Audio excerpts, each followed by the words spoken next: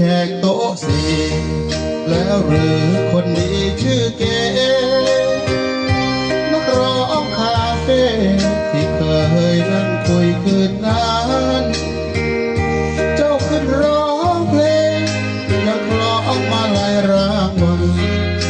มาเที่ยวคาเฟ่คืนนั้นคุยกันถึงตีสองกว่าจำกลิ่นหอมกลุ่นเรืออุ่นยามอิงไม่หายมีน้องเคียงใกล้ช่วยให้ใจคลายปัญหา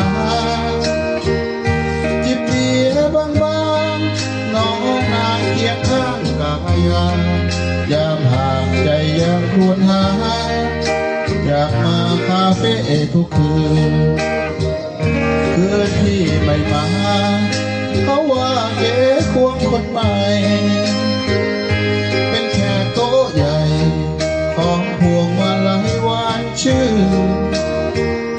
เขาซื้อเวลาอบน้องไปเที่ยวกลางคืนทราบข่าวพี่ตรงสุดฝืน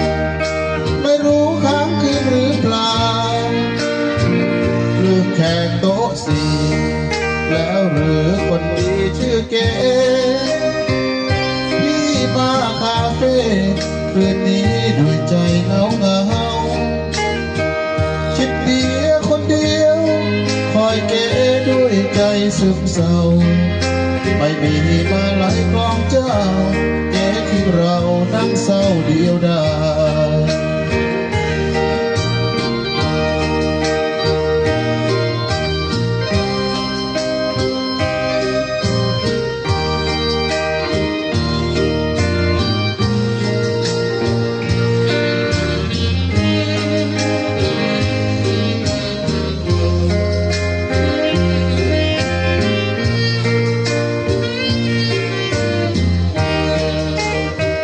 คืนที่ไม่มา